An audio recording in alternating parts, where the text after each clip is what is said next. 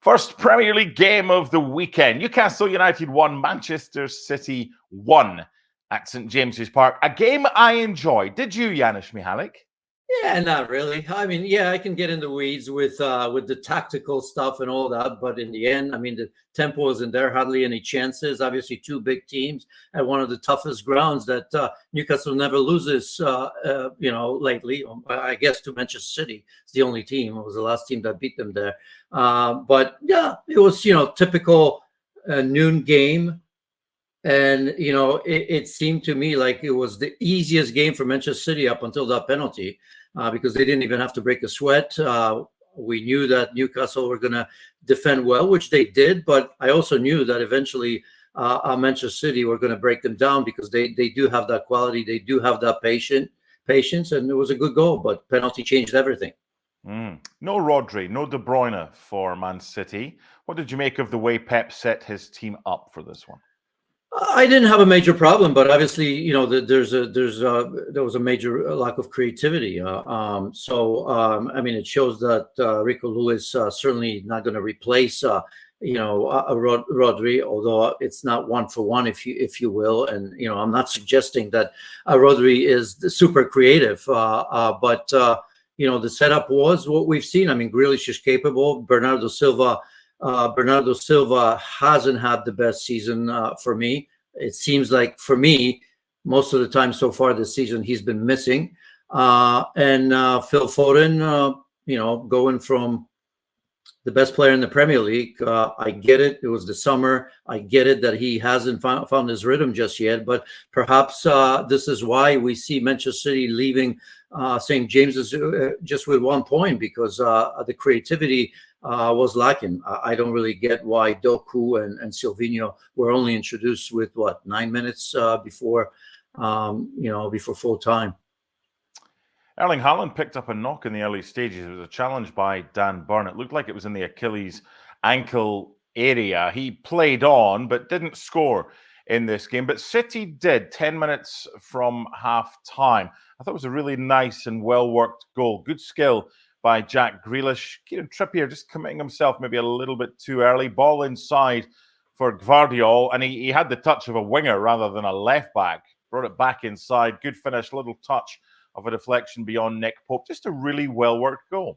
Yeah, that's about the only good thing that Manchester City did the whole game, when you really think about it. And Gvardiol, obviously, we all know the quality. We haven't seen anything yet from him, I feel. A superb center back who obviously not only is good coming inside, as we've seen, he gets involved in the attack, and towards the end of the game, that's basically where he's played. So that was good, as I said. That sort of patient Jack Grealish finding that run, and a very nice and composed finish. Almost made it look too easy. I know there's a little bit of deflection, but I still think he would have put that away. So this was good, but everything else from City is blah, and that's one thing that I worried about, because ahead of this game, I was fairly sure that Manchester City were going to win it. But I also thought that on the back of that Arsenal game and what came out from Mikel Arteta, perfect 2 words. We often talk about Manchester City and we ask, how are they going to find motivation once again, right? And they continue to do it, but there always comes a time where that's just not going to be enough. There's always a time where Manchester City aren't going to win it. And perhaps, this was going to be the season. De Bruyne injured, obviously a massive loss of Rodri, who I think should get the Ballon d'Or this year. He will not. God only knows why. But I thought that we war was not just Mikel Arteta and Pep Guardiola, Arsenal and Manchester City, but it was going to be 2 words where I continue to repeat, where the players are going to say, you know what? Let's have at it. Let's show Arsenal, obviously, in all of the games as well, that we're still there. And I didn't see any of that today in terms of energy and any of that. So that was a massive disappointment. Massive for me, because these words would carry a little bit further if City won it. But perfect occasion for Manchester City to use those words from Pep Guardiola and say, okay, once again, you don't think we're good enough. No De Bruyne for now. No Rodri for the rest of the season. Mikel Arteta popping up with all these, quotes that he knows, what's going on at Manchester City because he's been there. And this may come still, but we didn't see it today. Okay, a lot of talk about Man City. Let's talk Newcastle. Second half really belonged to them. No Isak today, so it was Anthony Gordon through the middle. And it took a little bit of time in the first half to get going. Sometimes him and Harvey Barnes in the same area, but they worked it out and they got themselves a penalty. It was Kyle Walker playing Anthony Gordon onside, went round the goalkeeper. This is double jeopardy. You don't get a red card if a penalty is awarded if an attempt is made to play the ball. That's why it was a yellow for Ederson. No complaints about the penalty and slotted home by Anthony Gordon. And they really kicked on from there after equalising, didn't they? They did. They needed that. And, for the longest time, you looked and you could pick at Anthony Gordon, right? That, he really wasn't busy. He wasn't in the game. But all it takes in a position like this is that one time. And he got loose and obviously not only created a penalty, but put it away as well. And obviously, it's a little bit of an adjustment, but we knew that he can cope in that position because of the pace and because of the room that Manchester City are always going to give you behind a little bit because they commit so many players going forward. So I thought it was fair. I think in the commentary, we heard Joelinton, the sort of work he did in the midfield. Look, I mean, for Newcastle United, I think they showed discipline in defending. But one of the best things they've done in this game that I don't remember a time, Mark, and maybe you or the viewers probably are going to remind me, but I don't remember one time that Newcastle allowed Manchester City to play it in transition around the break. That was the best part. Yet themselves, they've created those chances, a couple in the first half. Certainly after they equalized in the second half, they created the more dangerous chances as well. So you got to give Newcastle a lot of credit because I tell you what, up until that penalty, I don't think Manchester City even broke a sweat. And I thought if they saw it out, I certainly would have been talking differently about Newcastle United, especially at home. I thought Dan Burn against Haaland today was exceptional. He met his match and he probably got the better of him because for the first time in ages, Haaland didn't score. You spoke about Joelinton. Now, there was a challenge by Kyle Walker just after the hour mark. Referee said no penalty. VAR checked it. They were happy with that. It was a clumsy challenge by Walker, and I've seen them given. I had the same feeling, Mark. I think it could have been given. Kyle Walker was nowhere near the ball. He was not going for the ball. He was trying to use physicality, which is okay as a defender. Sometimes you have to play the body, right? We never really got a great look, right? I mean, It seems to me that we got it from one side. I think there was quite a bit of contact. How much? It's hard to tell. Maybe that's why the decision wasn't given.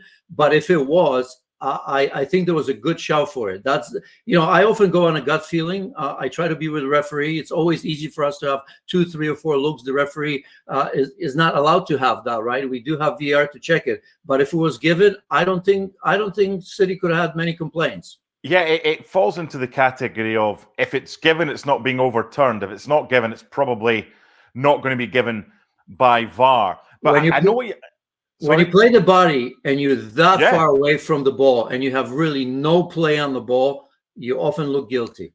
But to go back to a comment you made, and it's weird. I mean, I'm a commentator, you're an analyst as well. But when we're sitting by ourselves watching games, we'll make a noise, kind of go, ooh, that kind of I've seen them given type noise. And that was one of those, but it wasn't given.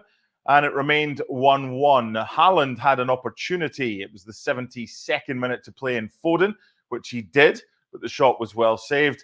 And then there was a big chance, 80th minute, Jacob Murphy. It was a decent ball in for Longstaff, and it's one of these, we've seen these both at St James's Park and in other games, it kind of across the goalkeeper, top corner, but he just snatched at his shot a little bit, and you saw Eddie Howe's reaction if you were watching, and it was like, he knows that was a decent opportunity for Longstaff, wasn't it?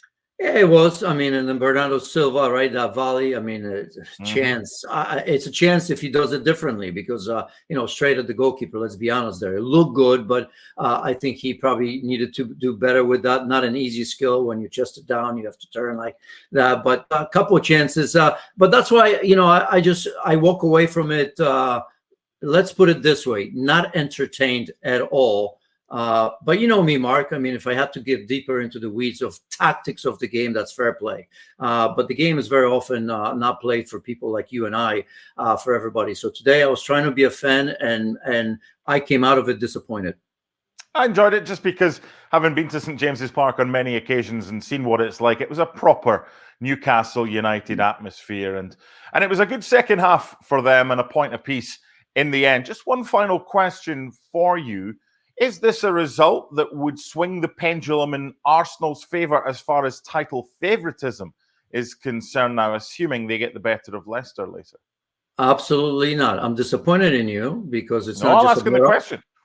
No, well, because it's not just Arsenal, right? I mean, Liverpool right now, as it course. stands, look just as good, if not better, than both of these teams, right? Take away, the Forest loss, which I think is just absolute one-off after the international break. I know better. We all should know better. At worst, today, Manchester City are going to be point behind somebody at worst, right? So it's not the end of the world, but the way they play, the fact that they've now drawn 3 out of the last 4 games, and the one win was against Watford, which you'd expect them to win, with some of the injuries that they have already. I think Pep Guardiola and Manchester City would be wise to pay attention to that, because it's 3 draws out of 4. So, and I know it's different competition, it's Inter, but still. That's something that we're not used to, but absolutely not. It's way too early. They're going to be up there, as I've said, and I look at their schedule, and I'm not sure if Manchester City ever had an easier schedule in their lives. I mean, aside from Spurs, who have given them issues, but I think the game against Spurs in the Premier League is at the Etihad. I mean, they don't play anybody, with all due respect, until they face Liverpool in January. I quickly looked at it. I may be wrong, but it's when you look, and even in most competition anyway, they have Slovan later, they have Sparta, teams that may cause them problems. But in general, they have such an easy schedule that I fully expect Manchester City, when it comes to New Year, to be either at the top or very close to it. So no worries on my part whatsoever. Okay, we'll wrap this up by simply saying that this Scottish and American, Mr. Donaldson, and that Polish American, Mr. Michallik, have different outlooks on football. I was more than happy with the blood, guts, and snotters of what we saw at St James's Park. But that man there, Mr. Michallik, wanted to see a little bit more football played. 1-1 it finished, Newcastle United against Manchester City at St James's Park.